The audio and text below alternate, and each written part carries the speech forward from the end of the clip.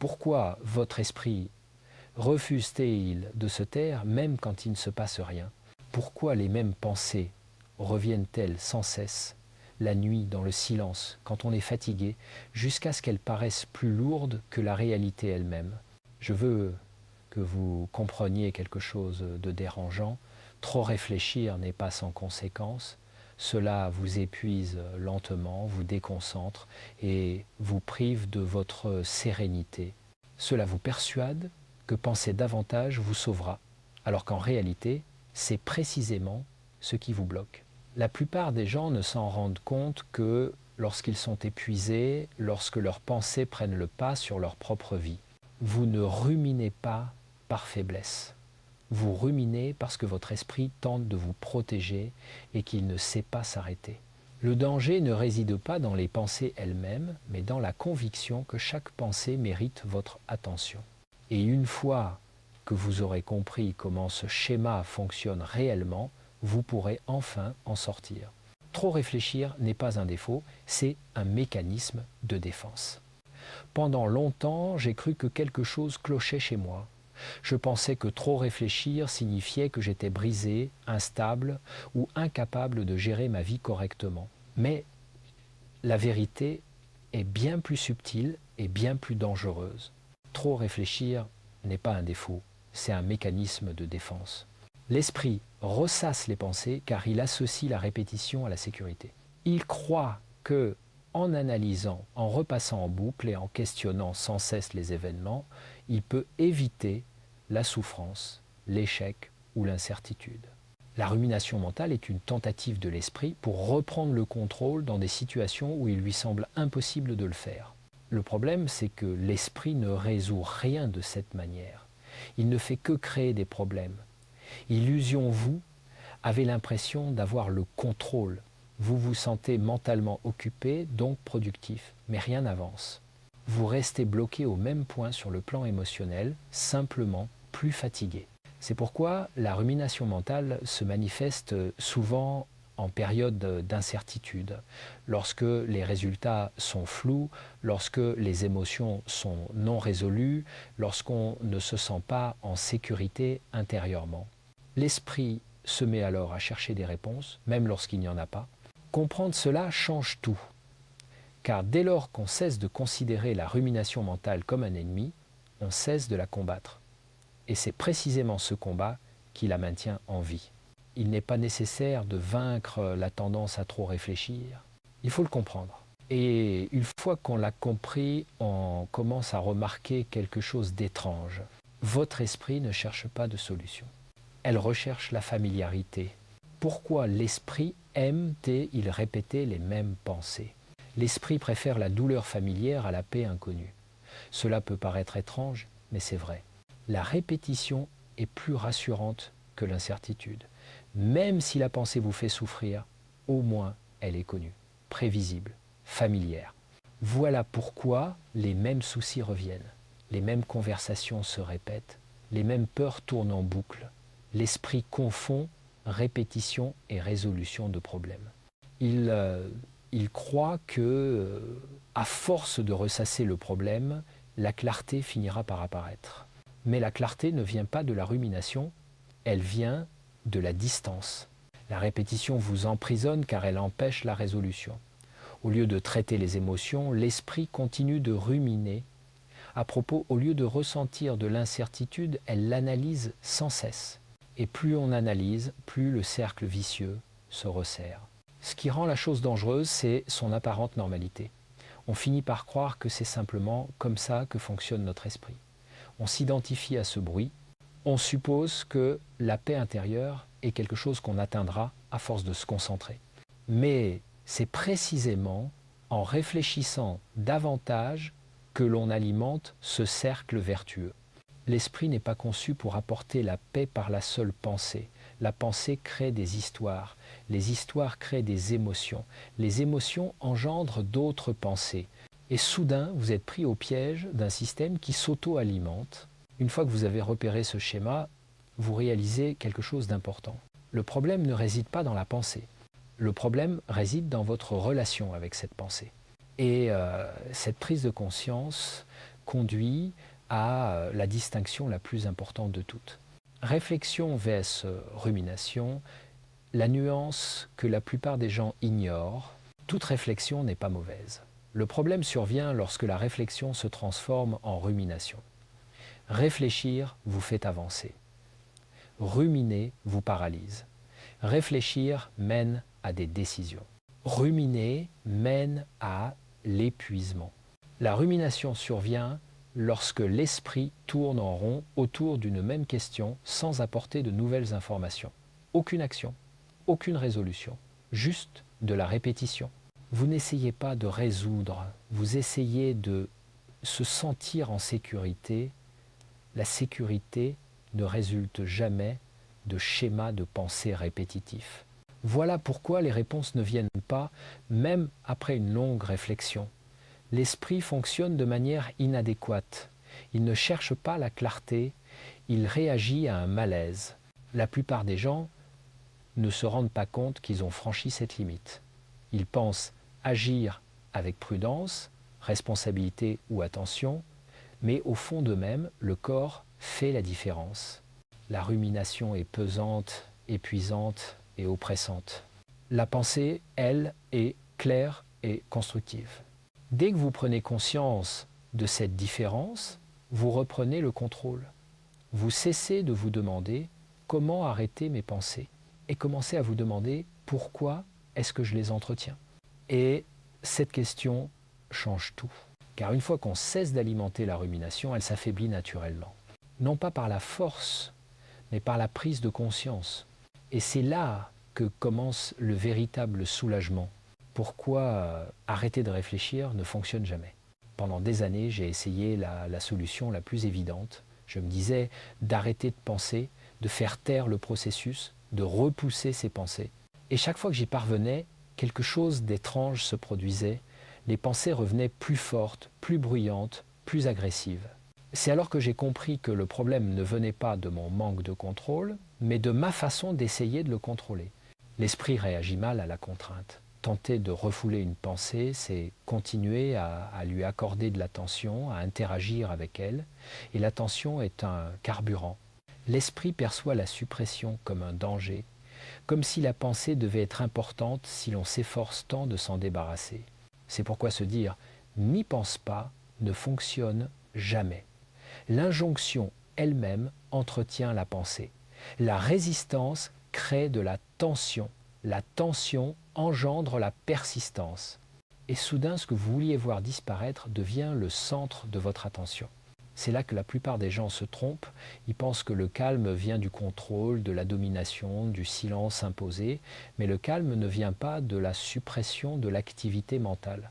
Il vient du fait de laisser l'esprit s'apaiser de lui-même. Dès que j'ai cessé de lutter contre mes pensées, leur emprise s'est relâchée. Pas immédiatement, mais sensiblement. Elles ont perdu de leur urgence, elles ont perdu de leur autorité. Parce que je ne les considérais plus comme des menaces, il ne s'agit pas d'éliminer les pensées, mais de les désarmer. Et le désarmement passe par la non-réaction, non par la suppression. Dès lors que vous cessez de lutter contre vos propres pensées, vous cessez d'alimenter le conflit. Et c'est alors que l'on commence à remarquer quelque chose d'encore plus surprenant. Ce n'est pas la pensée elle-même qui cause la souffrance, c'est l'attention que vous lui portez. Comment l'attention alimente la rumination mentale? Là où se porte l'attention, l'esprit suit. C'est une vérité des plus simples et pourtant des plus ignorées. Je croyais autrefois que mes pensées étaient puissantes par elles-mêmes, mais elles ne le sont pas. Elles puisent leur force dans l'attention. L'esprit produit des milliers de pensées chaque jour. La plupart passent inaperçues. Elles apparaissent et disparaissent sans conséquence. Le problème survient lorsqu'on choisit une pensée et qu'on s'y accroche. Lorsqu'on l'analyse, lorsqu'on la repasse en boucle. Lorsqu'on se demande ce qu'elle signifie. L'attention transforme les pensées en expérience. Une fois qu'une pensée capte votre attention, elle prend de l'ampleur. Elle s'accompagne d'émotions, de souvenirs, de prédictions. Soudain, une simple idée se transforme en un récit mental complet. Et plus vous vous concentrez dessus, plus elle paraît réelle, qu'elle soit vraie ou non. Voilà pourquoi la rumination mentale semble si convaincante. Ce n'est pas parce que les pensées sont justes, mais parce qu'elles sont amplifiées par l'attention qu'on leur porte. Vous n'êtes pas bloqué parce que la pensée est forte, mais parce que vous l'alimentez sans cesse. Le changement s'opère lorsqu'on apprend à rediriger son attention sans la forcer. Non pas en luttant contre ses pensées, mais en choisissant de ne pas les suivre. On les remarque, on les reconnaît. Et puis, on laisse son attention se porter ailleurs. L'attention est un choix, même quand on n'en a pas l'impression. Une fois que j'ai compris cela, j'ai cessé de me demander comment arrêter de penser. J'ai commencé à me demander où se portait mon attention. Et cette question m'a permis de reprendre le contrôle, car les pensées auxquelles on ne prête pas attention s'estompent naturellement. Et lorsque l'attention se détourne de la pensée, elle se porte ailleurs, habituellement dans le corps. Les émotions que vous ne laissez pas se transformer en pensée. Ce fut la prise de conscience la plus difficile. Trop réfléchir n'est pas toujours d'ordre intellectuel. Souvent, c'est d'ordre émotionnel. Les pensées se multiplient lorsqu'on ignore ses émotions. Quand on s'interdit d'exprimer sa tristesse, elle se transforme en analyse. Quand on évite la peur, elle devient inquiétude. Quand on refoule sa colère, elle engendre un monologue intérieur interminable. L'esprit se met à parler parce que le corps n'a pas été écouté. J'ai clairement constaté ce schéma. Plus j'essayais de comprendre, plus je me sentais tendu. Mais lorsque j'ai cessé de penser et que je me suis autorisé à ressentir, sans étiqueter, sans chercher à résoudre le problème, le brouhaha mental s'est apaisé. Les émotions aspirent à s'exprimer, les pensées à être maîtrisées. Lorsque les émotions sont bloquées, l'esprit prend le relais pour les gérer. Il élabore des explications, des scénarios et des prédictions afin d'éviter de ressentir directement la vulnérabilité.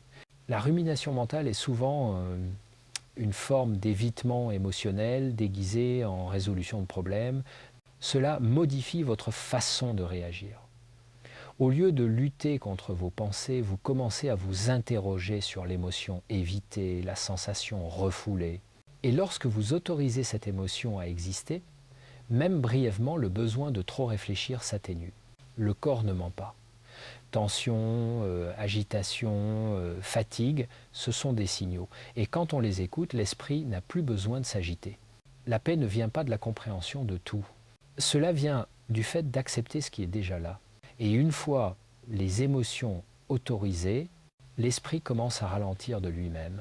Le rôle silencieux de l'anxiété dans la rumination mentale, pendant longtemps, j'ai cru que trop réfléchir n'était qu'une habitude, un problème mental que je devais résoudre par une meilleure logique, mais j'ai fini par comprendre qu'il y avait quelque chose de plus profond. Trop réfléchir n'était pas la cause, mais le symptôme. L'anxiété, elle, en était le moteur. L'anxiété ne se manifeste pas toujours de façon spectaculaire. Parfois, elle est silencieuse, subtile. Elle se traduit par de l'agitation, une tension ou un sentiment constant que quelque chose ne va pas, même sans pouvoir l'expliquer. Et lorsque le corps se sent en danger, l'esprit se met en mode scrutateur. Il recherche des menaces, des erreurs, des problèmes futurs qui ne se sont pas encore produits. La rumination mentale est une forme d'anxiété qui tente de se frayer un chemin vers la sécurité par la prédiction. L'esprit croit que s'il peut anticiper toutes les issues possibles, il peut prévenir la douleur. Mais cette surveillance constante maintient le système nerveux en alerte. On n'est jamais vraiment au repos, et comme le corps reste tendu, l'esprit continue de produire des pensées pour justifier cette tension. Voilà pourquoi les paroles rassurantes sont rarement efficaces. On peut se dire que tout va bien, mais si le corps ne se sent pas en sécurité, l'esprit n'y croira pas. La logique ne peut calmer un organisme déjà en état d'alerte maximale. Une fois que j'ai compris cela, mon approche a changé. J'ai cessé d'essayer de convaincre mes pensées. Je me suis plutôt concentré sur l'apaisement du corps, ralentir ma respiration, ancrer mon attention et créer des moments de sécurité physique. À mesure que le corps se détendait, les pensées suivaient. L'anxiété se nourrit de l'urgence. Tout semble immédiat, tout semble important. Apprendre à ralentir physiquement envoie à l'esprit le signal que le danger est passé. La rumination mentale ne s'arrête pas lorsqu'on trouve la réponse parfaite. Cela prend fin lorsque votre système nerveux se sent suffisamment en sécurité pour cesser de chercher. Et cette compréhension ouvre la porte à une autre vérité importante. Beaucoup de personnes qui réfléchissent trop ne sont pas cassées. Ils sont sensibles. Pourquoi les personnes qui réfléchissent trop sont souvent hypersensibles? Avant, je voyais la sensibilité comme une faiblesse, être profondément touché, trop remarquer, ressentir les choses intensément. Mais la sensibilité en elle-même n'est pas le problème. C'est la sensibilité non régulée qu'il est. Les personnes hypersensibles absorbent davantage d'informations, de détails émotionnels et de nuances. Cela les rend créatives, empathiques et perspicaces, mais aussi vulnérables à la surcharge. Face à un excès d'informations et à l'incapacité de les traiter, l'esprit s'emballe. La rumination mentale est souvent une sensibilité sans limite. Les personnes sensibles ne ruminent pas par incapacité, mais par profonde sensibilité. Elles perçoivent des schémas qui échappent aux autres et imaginent des conséquences que d'autres ignorent. L'esprit tente d'organiser ce surplus d'informations, mais sans outils, il s'enlise dans la répétition. La solution n'est pas de devenir moins sensible, mais d'apprendre à réguler cette sensibilité, à reposer son esprit, à se fixer des limites et à savoir quand prendre du recul face aux stimulations. Quand j'ai cessé de juger la sensibilité, j'ai cessé de me battre contre moi-même. J'ai arrêté de chercher à me blinder mentalement. Au lieu de cela, j'ai appris à m'ancrer, à ralentir les stimulations, à choisir où va mon énergie. La sensibilité, lorsqu'elle est maîtrisée, se transforme en clarté. Lorsqu'elle est ignorée, elle se mue en rumination. Ce changement est important car beaucoup de gens tentent de faire taire leurs pensées alors qu'ils ont surtout besoin de douceur, de structure et de la permission de faire une pause. La tendance à trop réfléchir disparaît non pas lorsqu'on se durcit, mais lorsqu'on s'adoucit intelligemment. Et lorsque la sensibilité est encouragée au lieu d'être réprimée, quelque chose de puissant se produit. Les pensées commencent à perdre leur autorité. Le moment où les pensées perdent leur pouvoir, il y a un moment où tout change. Non pas parce que les pensées disparaissent, mais parce qu'on cesse de s'y engouffrer. On remarque une pensée surgir et au lieu de la suivre, on l'observe. Cette distance est primordiale. L'esprit produit constamment des pensées, mais vous n'êtes pas obligé de les accueillir toutes. Vous n'êtes pas obligé de répondre à toutes les questions qu'elles posent. Dès que vous observez une pensée, au lieu de vous y engager, elle perd de son élan. Il ne s'agit pas d'évitement, mais de prise de conscience. J'ai remarqué que les pensées n'avaient de pouvoir que lorsque je les traitais comme des ordres, des vérités, des messages urgents exigeant une réponse immédiate. Lorsque j'ai cessé d'agir ainsi, lorsque j'ai laissé les pensées exister sans réagir, leur intensité a diminué. Les pensées ont besoin d'être sollicitées. Elles ont besoin d'énergie. Sans cela, elles se dissipent naturellement. L'observation crée un espace. Et dans cet espace, le calme commence à s'installer, non pas forcé, mais naturellement. Vous réalisez que vous n'êtes pas la pensée, vous êtes celui qui la remarque. Ce changement modifie complètement votre relation avec l'esprit. Vous cessez de vous demander comment contrôler vos pensées. On commence à se rendre compte qu'on n'en a pas besoin. Les pensées deviennent un bruit de fond plutôt que le centre de l'attention. Elles vont et viennent, certaines bruyantes, d'autres discrètes, mais aucune ne prend le dessus. C'est le début de la libération de la rumination mentale. Non pas le silence, mais le choix de ce qui mérite notre attention et de ce qui ne la mérite pas. Et même une brève expérience de ce genre vous permet de comprendre quelque chose de profondément important. La paix n'est pas quelque chose que l'on crée. Cesse qui reste quando on cesse de s'imicher. Apprendre à laisser passer les pensées au lieu de les suivre. L'un des changements les plus profonds s'est produit lorsque j'ai cessé de tenter de bloquer mes pensées et que j'ai appris à les laisser passer. Au début, cela me paraissait impossible.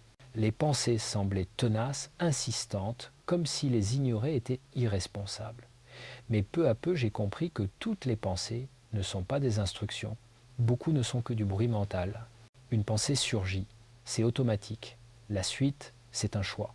La plupart des souffrances commencent lorsque je m'engage dans cette pensée et que je la laisse m'envahir. Je l'analyse, je la conteste, j'essaye de la réparer. Et soudain, je suis pris au piège d'une histoire qui n'avait pas besoin de ma participation. Laisser passer une pensée ne signifie pas la repousser. Cela signifie la laisser exister sans y répondre, sans jugement, sans engagement, sans poursuite. Simplement la remarquer et ramener son attention au moment présent. Au début, l'esprit résiste, il s'efforce davantage, il génère des pensées plus fortes, des scénarios plus dramatiques. Ce n'est pas un échec, c'est une habitude qui perd le contrôle. Lorsque vous ne réagissez pas, l'esprit teste si l'escalade vous ramènera dans son piège. Si vous restez immobile, l'orage passera. J'ai appris que les pensées sont éphémères par nature. Elles ne paraissent permanentes que lorsqu'on les alimente. Lorsque l'attention reste neutre, les pensées perdent leur urgence. Elles s'estompent d'elles-mêmes, sans effort. C'est là que la confiance s'installe. La confiance qui n'est pas nécessaire de tout résoudre mentalement. La confiance que le fait de ne pas s'impliquer n'entraînera pas de catastrophe. La confiance que le silence est rassurant. Une fois cette confiance établie, l'esprit s'apaise. Il n'a plus besoin de s'agiter. Les pensées continuent d'affluer, mais elles ne prennent plus le dessus. Elles traversent le monde comme des nuages. Au lieu de se transformer en orage, laisser passer ses pensées n'est pas passif. C'est un choix délibéré que d'arrêter de nourrir ce qui vous fait du mal. Et une fois que vous avez goûté à cette liberté, vous réalisez quelque chose d'important. Il n'est pas nécessaire d'avoir l'esprit tranquille pour se sentir calme. Il vous en faut un non fixé. Ancrez l'esprit en revenant au corps. La rumination mentale se nourrit d'abstraction. Elle prospère grâce à l'imagination, aux souvenirs et aux prédictions. Le corps, en revanche, vit uniquement dans le présent.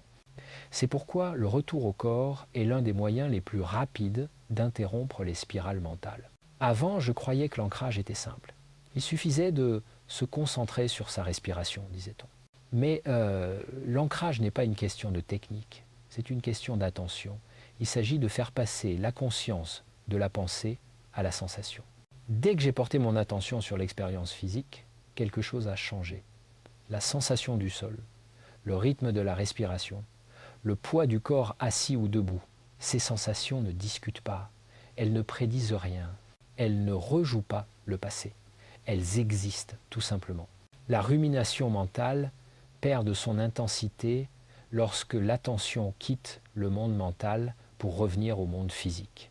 Ce n'est pas une distraction, c'est un ancrage. Le corps devient un point de repère lorsque l'esprit est instable. Et plus j'y revenais, plus cela devenait facile. Au début, le contact avec la terre durait quelques secondes, puis quelques minutes, puis plus longtemps. Chaque retour à la terre habituait le système nerveux à reconnaître la sécurité. Et la sécurité, c'est ce que l'esprit a toujours recherché. J'ai remarqué que lorsque le corps se détendait, les pensées s'apaisaient automatiquement. Non pas parce que je les forçais, mais parce que le système ne se sentait plus menacé. L'ancrage favorise aussi l'humilité. On prend conscience du temps perdu à vivre dans des histoires plutôt que dans la réalité. Et une fois qu'on a goûté au moment présent, même brièvement, l'attrait des pensées incessantes s'estompe, le corps n'a pas besoin de réponse. Cela nécessite une attention particulière, et lorsque le corps se sent soutenu, l'esprit n'a pas besoin de surmener. Cette compréhension conduit au concept le plus mal compris de tous, acceptation. Pourquoi l'acceptation apaise l'esprit plus rapidement que le contrôle? L'acceptation est souvent mal comprise. On pense qu'elle signifie renoncer, se résigner, laisser les choses aller mal. Mais l'acceptation n'est pas passive, elle est intelligente. C'est la décision de cesser de lutter contre ce qui est déjà. J'ai remarqué que plus j'essayais de contrôler mes émotions, plus je devenais tendu. Le contrôle engendrait des conflits. les conflits engendraient du bruit, et le bruit entretenait ce cycle. L'acceptation a changé la direction de cette énergie. Au lieu de me demander comment me débarrasser de cette pensée, j'ai commencé à me demander, puis-je accepter ce moment tel qu'il est? Ce changement de perspective a atténué ma résistance. Et la résistance était la véritable source de souffrance. L'esprit rumine lorsqu'il croit qu'il y a un problème. L'acceptation envoie un message différent. Ce moment est supportable. Ce sentiment est tolérable. Cette pensée n'est pas dangereuse. Ce message apaise le système nerveux. Et lorsque le système s'apaise, l'esprit suit. Accepter, ce n'est pas aimer ses pensées. C'est ne pas les combattre. C'est les laisser passer sans les transformer en ennemis. Et ce sont les ennemis qui obsèdent le plus l'esprit. Quand j'ai cessé de vouloir corriger chaque expérience intérieure, j'ai gagné de l'espace. De l'espace pour respirer, de l'espace pour ressentir, de l'espace pour répondre au lieu de réagir. L'acceptation raccourcissait les cycles mentaux, le contrôle les allongeait. C'est pourquoi la paix arrive souvent quand on cesse de la poursuivre. La poursuite elle-même crée de la tension. Lâcher prise crée de l'espace. L'acceptation n'est pas la fin de l'effort, c'est la fin des luttes inutiles. Et une fois la lutte terminée, quelque chose d'inattendu apparaît. Clarté, la rumination diminue lorsque la vie s'épanouit. L'une des choses les plus surprenantes que j'ai découvertes, c'est que la rumination mentale ne disparaît pas simplement parce qu'on la comprend. Elle diminue à mesure que notre vie s'épanouit. Plus notre vie est riche, moins il y a de place pour les ruminations interminables. La rumination mentale prospère dans le vide, dans l'attente, dans l'isolement.